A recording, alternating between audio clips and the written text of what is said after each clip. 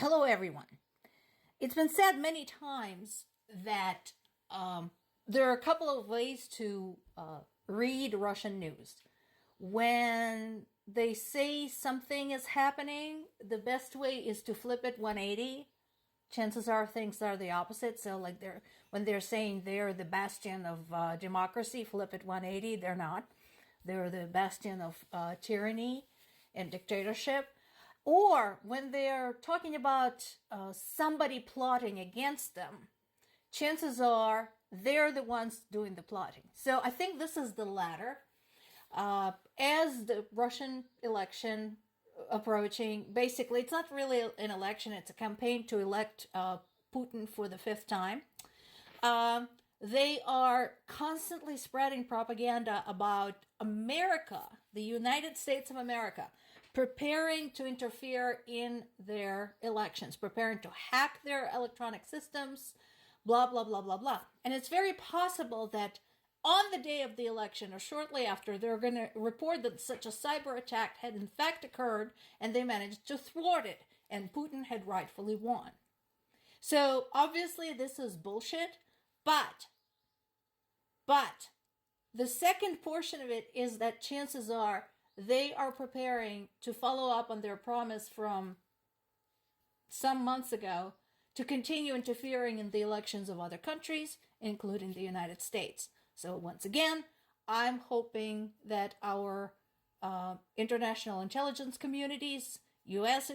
intelligence community, and the cybercrime specialists are watching this carefully.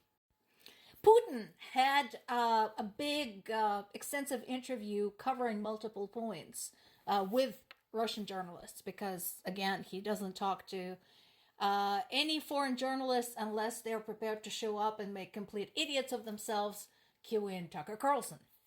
So he discussed 5 topics that are important, but I think he didn't really say anything new. But in case anybody doubted that it's impossible to talk diplomacy with this man, I think this pretty much solidifies it. You know, the usual whining was that, that now popular lie that the war in Ukraine is the war of proxy, that NATO started it. Not true. I've discussed this many times. That Russia is somehow threatened, also not true, blah, blah, blah, blah, blah. So what were the topics that he discussed? Well, first of all, and again, this is all important. And again, I'm hoping that this is all being analyzed and that our national security is following up on this. The question of the nuclear weapons. He basically said, yes, we're ready to use nuclear weapons. And again, it is a concern. And we still have Zaporizhzhia nuclear power station in the hands of Russians who basically landmined the living fuck out of it. So, if not a direct nuclear weapon attack, they have in their power the ability to orchestrate a nuclear incident on Ukrainian territory. It may not have the same destructive effect, but it will have tremendous environmental effect. As somebody who had survived Chernobyl fallout, I can personally tell you it's not pretty. The next question was, the question about the price of the war to Russia. And I think basically his answer was, I don't care.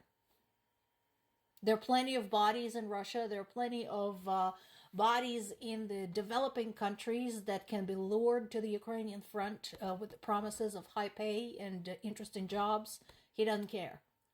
I do hope that Russian people are listening to you.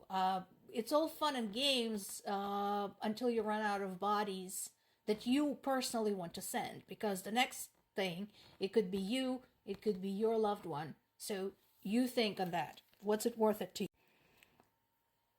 Question of negotiations. Are we ready for negotiations? Yes, we are ready. Bullshit. He knows that the only way Ukraine will negotiate is if he withdraws the troops off Ukrainian territory. It's not negotiations if it's my way or the highway. It's not negotiation if the only person bringing terms to the table is you. He wants to keep the occupied Ukrainian territories. How people are treated in those territories, we already know. There's a documented history of human rights violation in the territories Putin had invaded over the last 2 years. So, he wants to keep those territories, continue violating human rights, continue mistreating Ukrainian people, continue kidnapping Ukrainian children. That's not negotiations. Sorry. Red lines. That's a popular line. That's pun intended. It is a popular line. The thin red line. The line nobody's willing to cross. And I think Putin's red line is more like a goalpost. It keeps moving.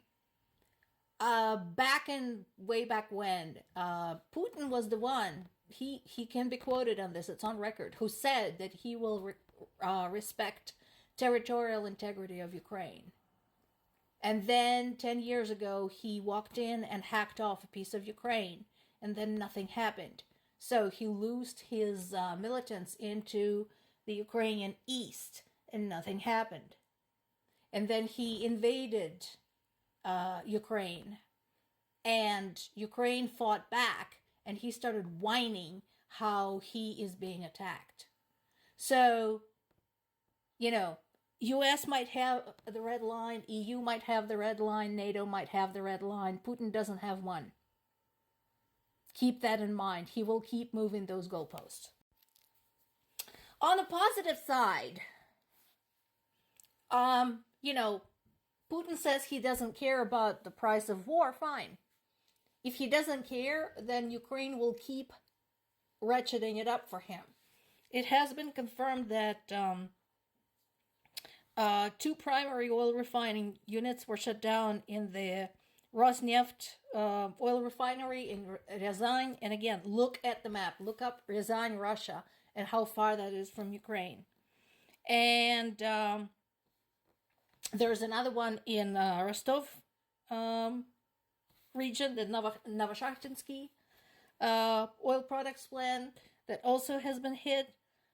So that one's been shut down completely, not just a part of it. So that has happened. And here's something else interesting in the Russian industry when it comes to oil. They keep going through the executive managers and chief executive officers of their primary oil company.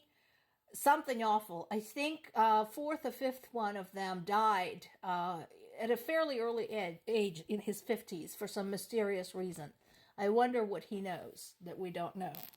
And then there is this. Why am I showing this to you? Because Russia had brought up as early as this morning their intention to gather troops near Finnish border. And Finland has been one of the most vocal supporters of Ukraine, on par with the Baltic states, and Poland has been warning that if Russia is not stopped in Ukraine, then they will just keep going. So now Finland, I'm not terribly worried about. Their military service is mandatory for everybody, and they're not idiots. And I know they've been bracing for this. But the rest of the world should really start paying attention.